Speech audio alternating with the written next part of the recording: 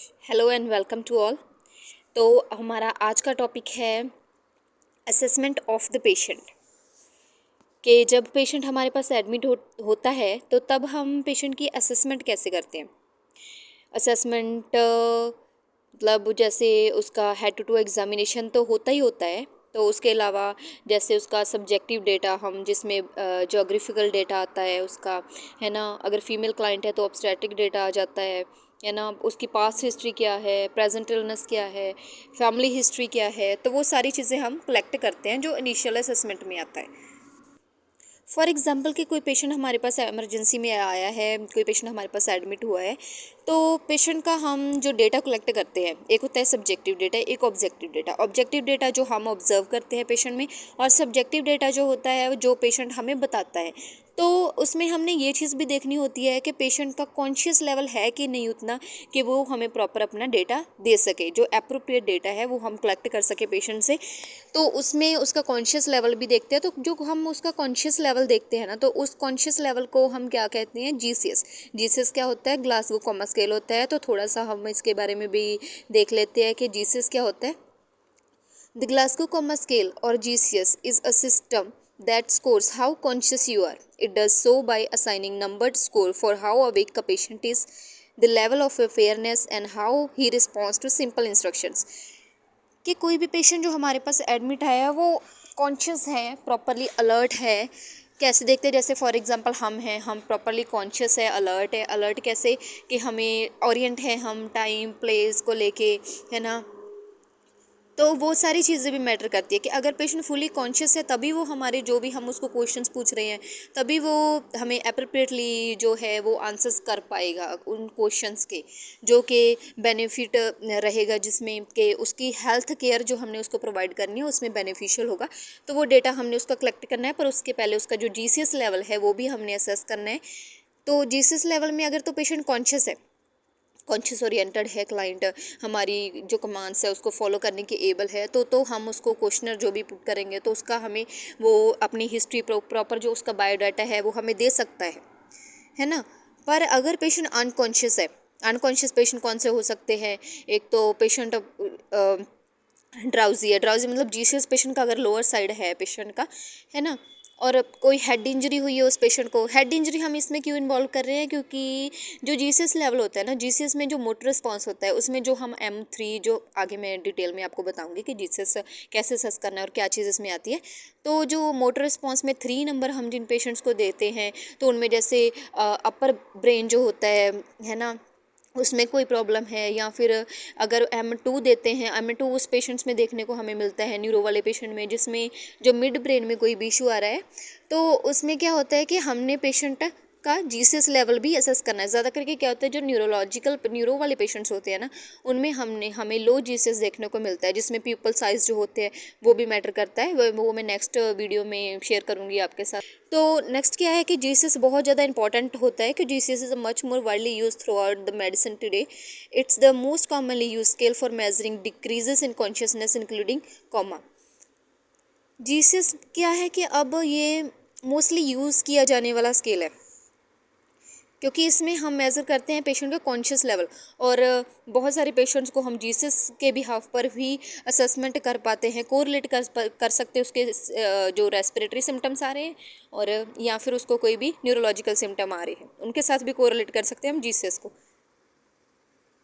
तो जैसे मैंने बताया आपको कि जीसीएस लेवल क्या होता है, कि जिसमें पेशेंट का हम कॉन्शियस लेवल देखते हैं। तो सबसे पहले हम पढ़ेंगे कॉन्शियसनेस होती क्या है।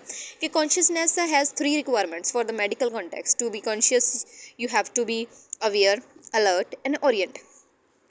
जो फुली कॉन्शियस होगा ना पेशेंट, वो अवेयर होगा। अवेयर कैसे, अगर हम उसको बुला रहे हैं, उसको पता है उसके आसपास क्या हो रहा है, उसके सराउंडिंग क्या हो रहा है, इन्वायरमेंट में क्या चल रहा है, उसको सारी चीज़ें पता होगी, वो अलर्ट होगा उस चीज़ को लेके। अलर्ट होगा, है ना, वही मैंने जो बताया अभी आपको, अवेयर होगा, अलर्ट होगा, है ना। कॉमा पेशेंट्स से बहुत ही डिफरेंट सिम्टम्स होंगे उसके। डिफरेंट सिम्टम्स मतलब कि हेल्दी है, मतलब चलो पेशेंट एडमिट हुआ है किसी इशू के साथ हुआ है, बट अगर वो रिस्पॉन्स कर रहा है, अवेक है, स्पॉन्टेनियस उसकी आई ओपनिंग है, तो पेशेंट कॉन्शियस है, मतलब कहने का।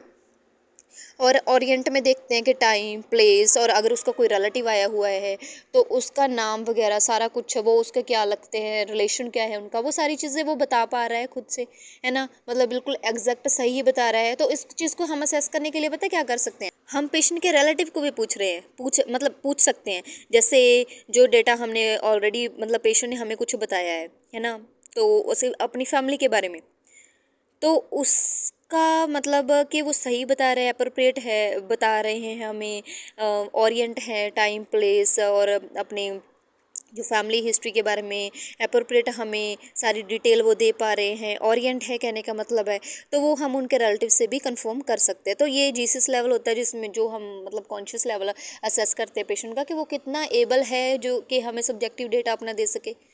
हम यहाँ पे हेल्थ असेसमेंट की सिर्फ बात कर रहे हैं क्योंकि जीसीएस तो बहुत सारी चीज़ों के साथ कोरिलेट होता है। तो हेल्थ असेसमेंट में सबसे पहले जीसीएस देखेंगे, तभी तो पेशेंट का जीसीएस होगा, तभी वो हमें बता पाएगा ना कोई भी चीज़, कोई भी हम क्वेश्चंस पूछ रहे हैं ना। तो इसके लिए जीसीएस बहुत ज़्यादा बेनिफिशियल भी नहीं कह सकते, मतलब बहुत ज़्यादा इम्पॉर्टेंट होता है जीसीएस असेस करना पेशेंट का। सबसे पहले देखेंगे हम जीसीएस लेवल हम क्यों यूज़ करते हैं, वही सेम जो मैंने आपको पहले बताया कि पेशेंट की कॉन्शियस लेवल को देखने के लिए। तो इसके रीजंस क्या हो सकते हैं, रीज़न जैसे हो सकते हैं कि अगर तो जैसे मैंने पहले आपको बताया था ना कि हेड इंजरी वाला पेशेंट होता है, उसके मोटर रिस्पॉन्स पे इफेक्ट आता है, उसके पीपल्स पे इफेक्ट आता है, पीपल्स आई ओपनिंग के पे भी इफेक्ट आएगा। फिर न्यूरो वाला पेशेंट है कोई तो ब्रेन इंजरी हो सकता है इसका रीज़न, या फिर हाइपोग्लाइसीमिया। हाइपोग्लाइसीमिया क्या होता है, जैसे 70 बिलो जो होती है आरबीएस, वो हाइपोग्लाइसीमिया में हम काउंट करते हैं। तो अगर पेशेंट का शुगर लेवल लो है तो वो पेशेंट्स भी तो ड्राउजी होंगे, है ना, ड्राउजी उनका मतलब कि कॉन्शियस लेवल डिक्रीज़ होगा। अगर हाइपोग्लाइसीमिया में है तो पेशेंट, है ना, अनकॉन्शियस स्टेट में हो सकता है पेशेंट। अगर हाइपोग्लाइसीमिया में, हाइपोग्लाइसीमिया क्यों हो सकता है किसी पेशेंट को, अगर तो पेशेंट डायबिटिक है और डेली बेसिस पे रेगुलरली वो अपने डायबिटीज़ की जो मेडिसिन है वो ले रहे हैं, टैबलेट्स, है ना, या फिर कोई पेशेंट इंसुलिन थेरेपी पे है ना, तो वो आरबीएस मतलब मान लो उसकी पहले से ही कम थी, है ना, अब मेडिसिन कोई ली है तो वो तो अपना इफेक्ट दिखाएगी, है ना, इंसुलिन तो प्रोड्यूस होगी ही, तो शुगर तो कम होएगी बॉडी में, और अगर पहले से कम थी तो वो और कम हो जाएगी। तो हाइपोग्लाइसीमिया के चांसेस उन पेशेंट्स में भी होते हैं जो हम कई बार मतलब पहले कम होती है और हम मेडिसिन ले लेते हैं बिना चेक किए, है ना, या कुछ भी। और दूसरा क्या हो सकता है कि अगर मील प्रॉपर नहीं लिया, वही होता है कि आरबीएस चलो ज़्यादा बड़ी हुई नहीं भी थी पहले, बट मेडिसिन ली है तो ऑब्वियसली कि जो मील है वो प्रॉपर लेना चाहिए, क्योंकि अगर खाना वगैरह प्रॉपर नहीं खाएगा पेशेंट, डाइट उसने नहीं ली होगी, तो हाइपोग्लाइसीमिया में जाने के चांसेस बहुत होते हैं अगर पहले से ही उसने कोई भी डायबिटीज़ की कोई भी मेडिसिन ली है। तो पॉइजन वाले जो पेशेंट्स होते हैं उन पेशेंट्स में हम जीसीएस असेस करते हैं। जो पॉइजन केस वाले पेशेंट होते हैं, सीजर का कोई पेशेंट है, कोई न्यूरो का पेशेंट है, तो उसमें हम जीसीएस लेवल देखते हैं। नेक्स्ट हम थोड़ा डिस्कस करेंगे कि जीसीएस होता क्या है। जीसीएस जो ग्लासगो कॉमा स्केल होता है उसमें हमें जो जो थिंग्स होती है, 3 चीज़ें जो हमने असेस करनी होती है, एक तो आइस का हो गया, एक वर्बल रिस्पॉन्स हो गया, और एक मोटर रिस्पॉन्स हो गया। आइस का क्या हो सकता है कि हम 4 नंबर उस पेशेंट को देते हैं जिनकी स्पॉन्टेनियस आई ओपनिंग है। स्पॉन्टेनियस मतलब कि नेचुरली अपनी आइज़ को से ओपन कर रहे हैं, है ना, तो वो है स्पॉन्टेनियस आई ओपनिंग। और 3 नंबर हम उस पेशेंट्स को देंगे जो हमारे बुलाने पे, मान लो स्लीप में है पेशेंट, हमारे बुलाने पे तो हमें रिस्पॉन्स कर रहा है ना, तो 3 नंबर हम उन पेशेंट्स को देंगे जो स्पीच को रिस्पॉन्स कर रहा है हमारे बोलने पर। जैसे अगर वो आंखें वगैरह खोल रहा है ना, तो वो टू स्पीच होता है, तो उसको हम 3 नंबर देंगे। और जो पेशेंट्स सिर्फ पेन के टाइम पे ही आई ओपनिंग है, मतलब प्रॉपर आई ओपनिंग है नहीं, स्पॉन्टेनियस नहीं है, स्पीच को नहीं है, हम जैसे पेन कैसे हो सकता है कि हम पिंच कर रहे हैं पेशेंट को तो वो रिस्पॉन्स कर रहा है, तो वो आई ओपनिंग तब कर रहा है, पेन को ही रिस्पॉन्स कर रहा है, तो उसको हम 2 नंबर देंगे, ठीक है। और एक किसको देंगे जिसका कोई भी रिस्पॉन्स नहीं है, मतलब आई ओपनिंग नहीं है, उसको हम 1 पॉइंट देंगे। और आइस के बाद आ गया स्पीच। स्पीच में क्या होता है कि 5 नंबर हम उस पेशेंट्स को देंगे स्पीच में कि अगर वो अलर्ट है, ओरिएंट है, जो हम शुरू से ही बात कर रहे हैं कि कोई कॉन्शियस ओरिएंटेड है, टाइम, प्लेस, नेम वगैरह सारी चीज़ों को लेके, है ना, उसको पता है उसके एनवायरनमेंट में सराउंडिंग में क्या चल रहा है, वो सारी चीज़ों को लेके अलर्ट है, ओरिएंट है, तो उसको हम 5 नंबर देंगे।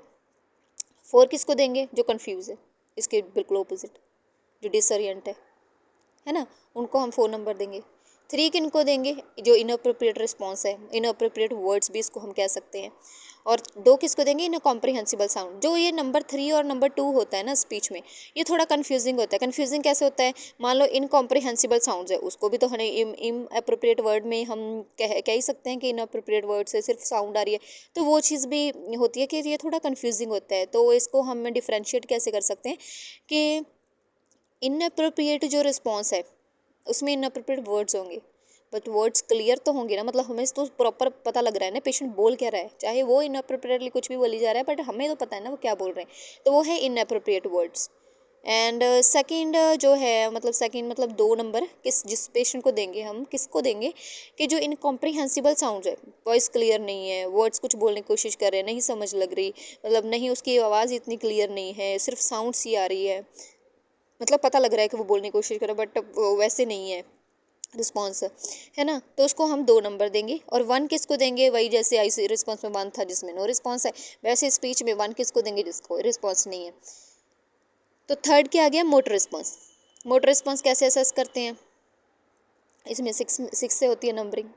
6 हम देते हैं उन 6 नंबर हम देते हैं उन पेशेंट्स को जो प्रॉपरली हमारी कमांड्स को फॉलो कर रहे हैं। उसको कह रहे हाथ उठाओ, हाथ उठा रहा है, उसको कह रहे पैर उठाओ, पैर उठा रहा है ना, उसको कह रहे हैं हमारा हैंड होल्ड करो, हैंड होल्ड कर रहा है पेशेंट, उसको कह रहे हैं हैंड टाइटली होल्ड करो, होल्ड कर रहा है ना, तो वो अबे कर रहा है, हमारी ओबे कर रहा है कमांड्स को, तो 6 नंबर देंगे। 5 किन को देंगे, जो सिर्फ हमें जब पेन में है, पेशेंट पेन दे रहे हैं, उसको पिंच वगैरह कर रहे हैं, पेन को रिस्पॉन्स कर रहा है, पेन को प्रॉपर रिस्पॉन्स है उसका, है ना, तो उसमें वो उसको हम कितने देंगे, 5 नंबर देंगे, है ना। 4 किसको देंगे, with draw from pen.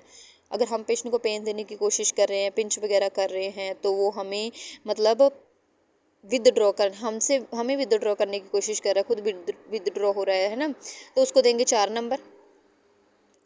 3 number किसको देंगे और 2 किसको देंगे, ये भी थोड़ा कंफ्यूजिंग होता है। जैसे 3 हो गया हमारा डिकॉर्टिकेट, जिसको हम एबनॉर्मल फ्लैक्शन भी कह सकते हैं, और 2 नंबर किसको देंगे, डीसेरिब्रेट, जिसको हम एबनॉर्मल एक्सटेंशन भी कह सकते हैं।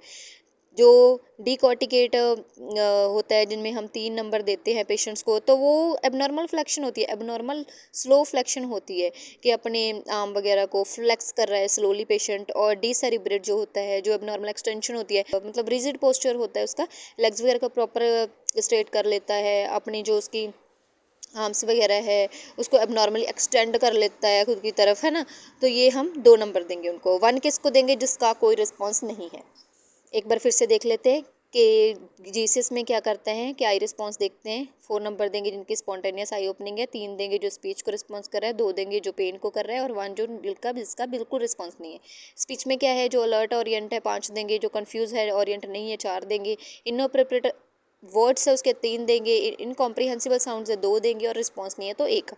मोटर में क्या है, कमांड्स फॉलो कर रहा है 6, नहीं कमांड फॉलो कर रहा है, सिर्फ पेन को रिस्पॉन्स है 5, और अगर हमें विदड्रॉ कर रहा है, खुद विदड्रॉ हो रहा है पेन से, तो 4। एंड डिकॉर्टिकेट यानी कि एबनॉर्मल फ्लैक्शन होता है, डी सेरिब्रेट मतलब एबनॉर्मल एक्सटेंशन होता है, और 1 देंगे जिसका बिल्कुल भी रिस्पॉन्स नहीं है। पर ये चीज़ हमने ध्यान में रखनी है, अगर पेशेंट हमारे पास आया इमरजेंसी डिपार्टमेंट में, जीसस पेशेंट का लोअर साइड है, तो सबसे पहले करने वाली चीज़ क्या होती है, एक तो उसकी आरबीएस चेक करनी है। आरबीएस चेक क्यों करनी है, जैसे मैंने पहले बताया, पेशेंट हाइपोग्लाइसीमिया में है, तो ड्राउजी अनकॉन्शियस स्टेट में है, तो उसका भी जीसस लो दिखेगा हमें, अनकॉन्शियस है पेशेंट हाइपोग्लाइसीमिया की वजह से ना, तो इसलिए उसमें स्टेट में आरबीएस चेक करनी है। और सबसे पहला और उसके बाद सबसे पहला तो छोड़ो, आरबीएस चेक करना ही है तो है ही, मतलब साथ ही साथ होने वाले काम है, आरबीएस भी चेक करनी है, और एयरवे जो मैनेज करना होता है, एयरवे मैनेजमेंट मेन है कि एयरवे प्रोटेक्ट करना है। अगर कोई एस्पिरेट करके आया है, उनमें एयरवे मैनेजमेंट करनी है ना, तो एयरवे मैनेजमेंट मेन है। एयरवे मैनेजमेंट में कई बार पेशेंट्स को वेंटी स्पोर्ट पे, कई बार उनको वेंटी स्पोर्ट पे लेना पड़ता है, इंटूबेट करना पड़ता है, क्योंकि अगर उनका रिस्पॉन्स इतना नहीं है, इतना कॉन्शियस है ही नहीं वो कि अपने आप ब्रेथ कर पाए, है ना, तो उसमें क्या करते हैं, इलेक्टिवली इंटूबेट करना पड़ता है। और समटाइम इन एमरजेंसी कंडीशंस में भी इंटूबेट करते हैं, ताकि कोई क्रैश वगैरह होने के अगर चांसेस है पेशेंट के, तो अगर वो ब्रीथिंग ही नहीं कर रहा है, उसके वाइटली सारे अनस्टेबल है, तो और एक arterial blood gases level assess करते हो, उसमें भी असेसमेंट होती है कि इंटूबेशन करने की नीड है नहीं है, वो भी नेक्स्ट वीडियो में हम डिस्कस करेंगे। तो उस कंडीशन में पेशेंट को इंटूबेट करने की ज़रूरत पड़ती है, तो एयरवे मैनेजमेंट भी मेन है। और इसके बाद नेक्स्ट हम देखेंगे कि जो हेल्थ असेसमेंट्स हम पेशेंट की करते हैं, उसमें टाइप्स क्या क्या हो सकती है हेल्थ असेसमेंट, किस में आता है, initial assessment, focused assessment, time lapsed assessment and emergency assessment. First देखेंगे हम इनिशियल असेसमेंट क्या होती है? इनिशियल असेसमेंट होती है एक स्टार्टिंग। इनिशियल का मतलब ही क्या है? स्टार्टिंग। जो स्टार्टिंग में हम असेसमेंट करते हैं ना पेशेंट की, जिसमें हम जोग्राफिकल डेटा उसका असेस करते हैं, है ना, उसके past history, past medical history. अगर तो पेशेंट रेगुलर हमारे पास एडमिट रह रहा है ना, तो हम उससे ओल्ड रिकॉर्ड उसका जो है और पहले वाली प्रीवियस जो रिपोर्ट्स है उसको कोरिलेट भी कर सकते हैं उसके प्रेजेंट इलनेस के साथ, है ना। इनिशियल असेसमेंट में ये भी एक पॉइंट है। और फैमिली हिस्ट्री पूछेंगे, उसकी कोई पास्ट सर्जिकल हिस्ट्री तो नहीं है, वो भी देखेंगे इनिशियल असेसमेंट में। तो ये सारी चीज़ें देखेंगे। और उसके बाद फोकस्ड असेसमेंट, जब हमने पेशेंट का सारा डेटा कलेक्ट कर लिया, मान लो, है ना, उसने बायोडाटा अपना सारा दे दिया, अपनी सारी हिस्ट्री बता दी, पास्ट प्रेजेंट सारी इलनेस के बारे में हमें मतलब बता दिया पेशेंट ने। उसके बाद फोकस्ड असेसमेंट में क्या है कि हमें पता लग गया कि उसको किस सिस्टम का इशू आ रहा है, किस सिस्टम में, मतलब चाहे वो रेस्पिरेटरी हो या गैस्ट्रोइंटेस्टाइनल हो या फिर न्यूरोलॉजिकल हो, तो हमें पता है कि हम किस चीज़ को उसे इशू आ रहा है। तो मेनली उस चीज़ पे फोकस करके हम जब उसको मतलब क्वेश्चनर्स पूछेंगे, उससे डेटा कलेक्ट करेंगे उसके रिगार्डिंग। मान लो गैस्ट्रो का कोई पेशेंट है तो उसको गैस्ट्रो के जो सिम्टम्स आते हैं, डायरिया, वॉमिटिंग, कॉन्स्टिपेशन, ये सारी चीज़ें पूछेंगे। और रेस्पिरेटरी का है तो उसके रिगार्डिंग, है ना। तो फोकस्ड असेसमेंट उसको बोलते हैं, जिसमें हम फोकस करते हैं असेसमेंट करने पे, close examination of a particular problem और डिसीज कंडीशन, तो वो होता है। उसमें हम फोकस्ड असेसमेंट बोलते हैं। Third one is emergency assessment, जिन पेशेंट को इमीडिएट केयर की नीड होती है। मान लो पेशेंट हमारे पास आए, दरवाजे पे आए, वहीं से ही पेशेंट की केयर शुरू हो जाती है।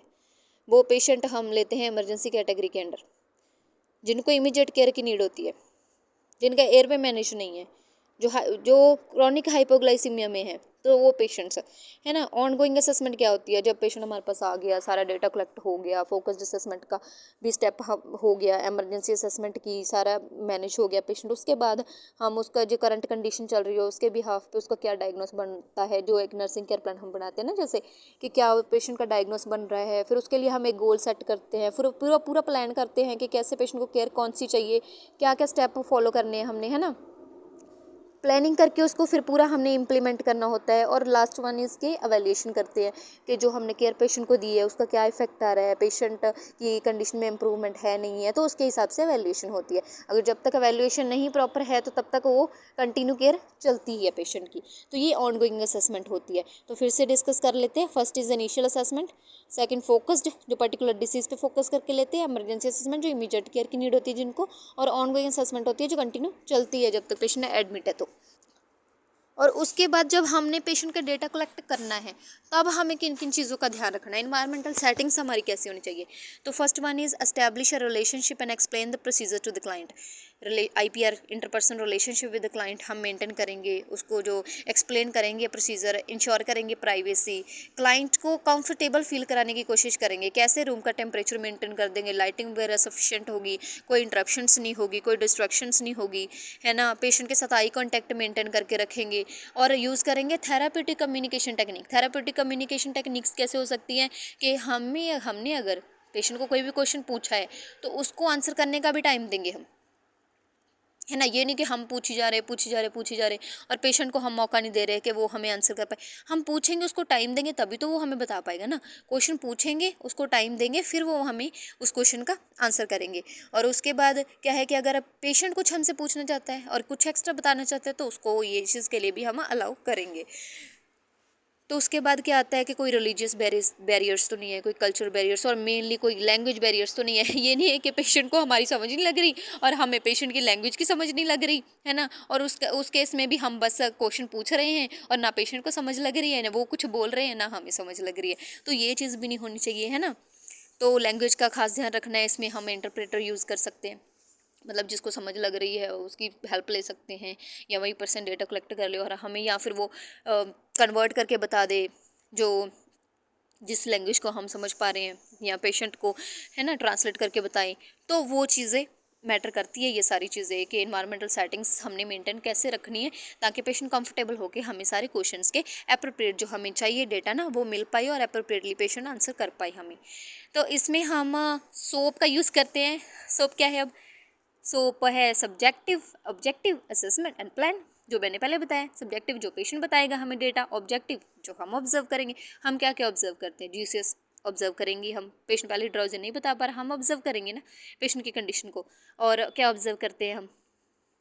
और हम अगर पेशेंट पेन में तो फेशियल एक्सप्रेशन से, पेन स्केल से हम उसके फेशियल एक्सप्रेशंस देखते हैं, वो सारी चीज़ें मैटर करती है जो हम पेन स्केल में यूज़ करते हैं। पेन स्कोर देखते हैं उसका, फिर हम वो भी ऑब्जर्व करते हैं। चलो सब्जेक्टिव डेटा में भी पेशेंट बताता है, सब्जेक्टिव डेटा भी मैटर करता है पेन स्कोरिंग के लिए, बट ऑब्जेक्टिव भी मैटर करते हैं, ऑब्जर्व करते हैं जो हम। असेसमेंट वही है कि सारी पेशेंट की इनिशियल असेसमेंट करेंगे, फोकस्ड असेसमेंट करेंगे, इमरजेंसी असेसमेंट करेंगे, और फिर ऑनगोइंग असेसमेंट भी चलती रहेगी पेशेंट की, है ना। हेड टू टू एग्जामिनेशन जो है वो करेंगे। और अगर पेडियाट्रिक की बात हो रही है तो एंथ्रोपोमेट्रिक मेजरमेंट जो होती है बेबी की, प्लान करेंगे केयर के कौन सी केयर देनी है, क्या डायग्नोस है, क्या गोल है, क्या प्लानिंग हमने की है, क्या इम्प्लीमेंट करना है हमने, और उसका इफेक्ट क्या आ रहा है वो हम सारा रिकॉर्ड करेंगे। सब्जेक्टिव डेटा में क्या क्या पूछेंगे, पेशेंट का नाम, उसका फुल नेम क्या है, उसका मिडिल नेम क्या है, उसका सर नेम क्या है, अगर बेबी की बात हो रही है उसके पेरेंट्स का क्या नाम है, उस बेबी के सर नेम से भी उसको उसका डेटा रिकॉर्ड किया जा सकता है। जेंडर में मेल है, फीमेल है, ट्रांसजेंडर है। एज में क्या है कि अगर 60 जैसे 65 अबव एज जो होती है वल्नरेबल में आती है, 18 बिलो एज वल्नरेबल में आती है, वल्नरेबल ग्रुप में तो नहीं है क्लाइंट। प्रेग्नेंट वीमेंस वल्नरेबल में आती है। चलो हम एज़ की बात कर रहे थे तो एज़ के अकॉर्डिंग भी बताती हूँ आपको, एज़ मैटर करती है कि एज़ हम, क्योंकि एज भी एक फैक्टर होता है जिससे हमें पता लगे कि मतलब कौन से सिम्टम्स है उसको, उनकी उसकी एज कितनी है, वल्नरेबल है नहीं है, ये सारी चीज़ें कोरिलेट होती है आपस में। मैरिड है, अनमैरिड है ना। और एड्रेस क्या है, एड्रेस से ये पूछने का ये मोटिव हो जाता है कि पेशेंट का जीसीएस भी असेस हो जाता है साथ में, है ना। देखो अब एड्रेस पूछ रहे हैं, राइट बता रहे हैं, अपर बता रहे हैं, सारा कुछ बता रहे हैं, पता है पेशेंट ओरिएंट है, नहीं बता पा रहा डिसओरिएंट है, मतलब उसी हिसाब से हम जीसीएस भी असेस कर लेते हैं। टेलीफोन नंबर, अब पूरा टाइम तो 24 आवर्स तो अलाउड नहीं होते अटेंडेंट, है ना। तो उस कंडीशन में हमें कोई भी कंसर्न चाहिए या कुछ भी कंडीशन के रिगार्डिंग पेशेंट के पूछना है, हमने उनसे या उनको कुछ बताना है तो हम कॉन्टैक्ट नंबर लेके रखते हैं उनका। और एजुकेशन क्या क्वालिफिकेशन है उनकी, वो भी असेस करते हैं। रिलीजन, कौन सा रिलीजन है, कोई रिलीजियस बैरियर्स तो नहीं है उनको, या फिर ऑक्यूपेशन क्या है, क्या काम करते हैं वो, तो ये सारी चीज़ें भी मैटर करती है। उसके बाद है health history and illness pattern, वही सारा हम ऑलरेडी डिस्कस कर चुके हैं। चीफ कंप्लेंट्स के करंट क्या इश्यूज़ चल रहा है, past medical history, family history, family में किसी को वो डिसीज़ तो नहीं जिस डिसीज़ के साथ वो एडमिट हो रहा है। पर्सनल हिस्ट्री, चीफ कंप्लेंट्स पूछेंगे, पास्ट मेडिकल हिस्ट्री देखेंगे, फैमिली हिस्ट्री, उसकी पर्सनल हिस्ट्री, लाइफस्टाइल में क्या आ सकता है, उसके डाइट पैटर्न क्या है, उसके एक्सरसाइज पैटर्न क्या है, उसका स्लीप पैटर्न क्या है, ऑब्स्टेट्रिकल हिस्ट्री, फीमेल है उसको जो अबॉर्शन वगैरह की हिस्ट्री तो नहीं है उसकी, चाइल्ड बर्थ के रिगार्डिंग चिल्ड्रन कितने हैं, वो सारी हिस्ट्री की क्या है कि हम फीमेल्स की कलेक्ट करेंगे। पिपीरियम पीरियड के रिगार्डिंग पूछेंगे, है ना, या प्रेगनेंसी के ड्यूरिंग कोई भी उसको जो भी कोई और इशू तो नहीं आया आफ्टर प्रेगनेंसी, बिफोर प्रेगनेंसी, वो सारी चीज़ें हम पूछेंगे। ऑब्जेक्टिव डेटा में हम ऑब्जर्व करेंगे, ऑब्जर्व क्या क्या करना है, जीसीएस असेस करना ही करना है ना। पेन स्कोर भी असेस करते ही हैं हम। उसके बाद ऑब्जेक्टिव डेटा में और मेंटल स्टेटस एग्जामिनेशन भी करते हैं हम। मेंटल स्टेटस एग्जामिनेशन में क्या आता है कि उसका patient current cognitive, emotional and behavioural functioning क्या है पेशेंट की।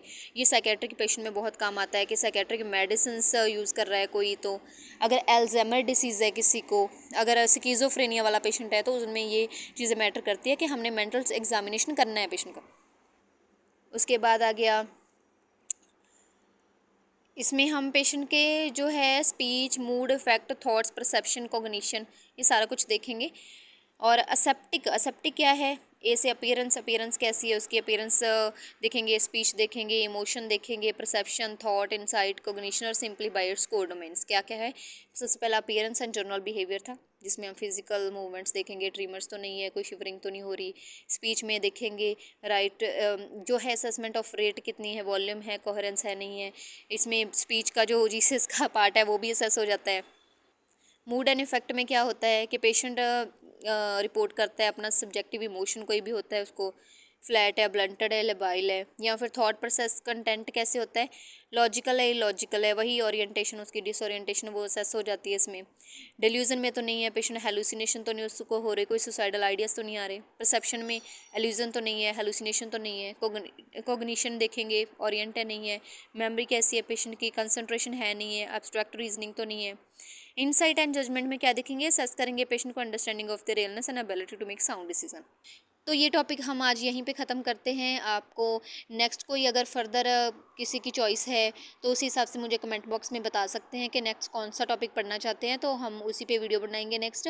और कोई भी चीज़ अगर आप मुझे बताना चाहते हो हेल्थ एग्जामिनेशन के रिगार्डिंग तो आप मुझे बता सकते हो कमेंट बॉक्स में। और फर्दर आपकी कोई भी चॉइस है, कुछ आपने पूछना है या फिर कोई भी स्पेशल आपकी चॉइस है किसी टॉपिक को लेके, जिस टॉपिक के बारे में आप पढ़ना चाहते हो, तो वो आप मुझे बता सकते हो। जितना मैं हो पाया मैं आपके साथ डिस्कस करूँगी अपनी नॉलेज, और आप भी मेरे साथ अपनी नॉलेज डिस्कस करो। ऐसे नॉलेज बढ़ेगी आपकी भी और मेरी भी। Okay, thank you so much.